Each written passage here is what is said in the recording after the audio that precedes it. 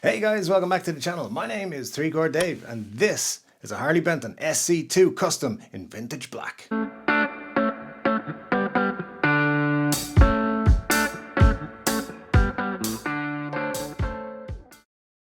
Yes guys, this is the Harley Benton SC2 Custom vintage black thingy-me-bob. And it's kind of nice, right? You got this matte black finish. It goes all over the guitar. It is mahogany body, mahogany neck. You have got Grover tuners, which nice to have on a Harley Benton. You have some gold plated hardware. You've got an Alnico 5 pickup in both the neck and the bridge there as well. You've got 2 volumes and one tone knob, which goes in and out, because it's a coil split.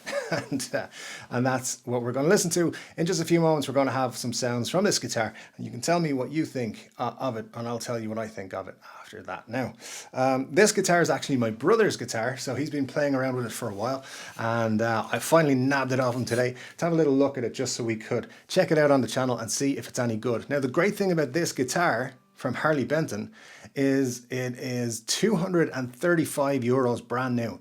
But they also currently have B stock available for 159 euros.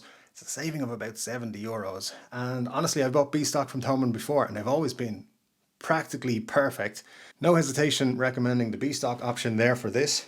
This finish is really nice. It's matte, kind of satiny as well, so the neck doesn't get sticky.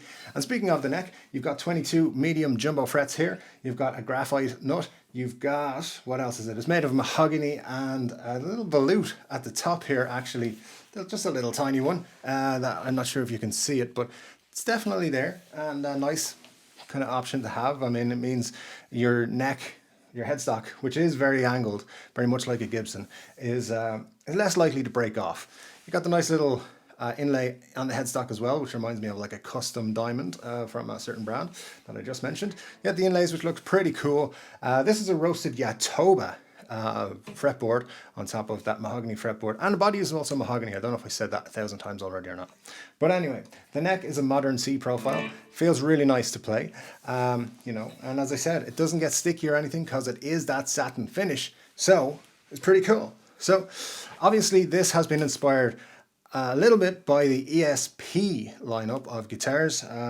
So that is, you know, it's quite obvious. They even called it vintage black, which was what the ESP version is called. You can tell because it has these 3 knobs here in their certain way, you know, which is the 2 volume and then the tone, and everything about it is very cool. If you like Les Pauls, but you want something a little bit thinner and a little bit lighter, this is it. I'm not sure the exact weight of this, but it feels very comparable to an SG. So I like it. I think as this body shape goes, it's very, very comfortable and it's not too heavy. But anyway, let's take a listen to it and see what you think.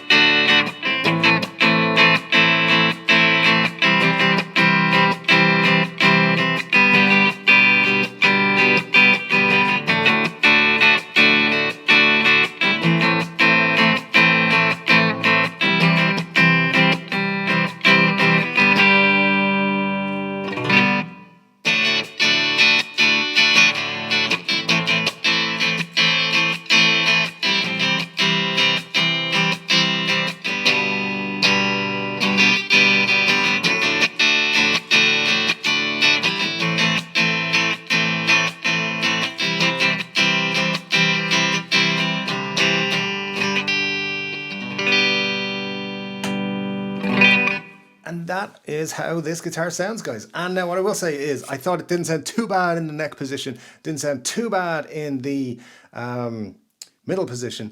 I'm not a big fan of how it sounded in the bridge position. Let me know your thoughts on that. I wasn't blown away, and I've heard a lot better from Harley Benton's and from other guitars in the bridge pickup.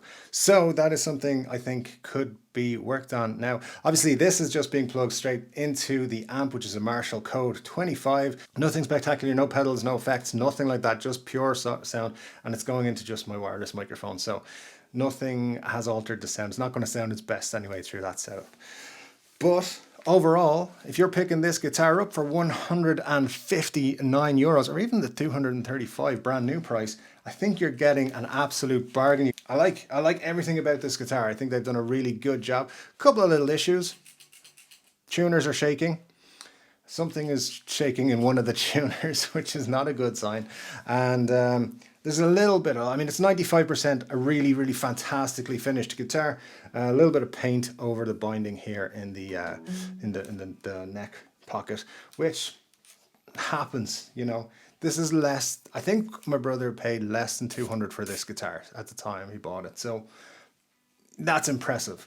200 euro guitars were never this good when I was learning to play. So that is really cool. But I'd love to know your guys' thoughts on Harley Benton. Now, I did another video a few weeks ago on Harley Benton guitars up here and their new stuff. So check that out as well if you can. Don't forget to subscribe. If this is more than the first video you've watched of mine, please do hit that subscribe button so you'll come back for more. Hit the bell as well if you've already subscribed, and hit the like button. And guys, as always, please do tell me your thoughts on this guitar and others in the Harley Benton range. I'm very much looking forward to hearing what you think. Anyway, guys, thank you very much for joining me today. It's been an absolute pleasure, and I'll see you again very, very soon.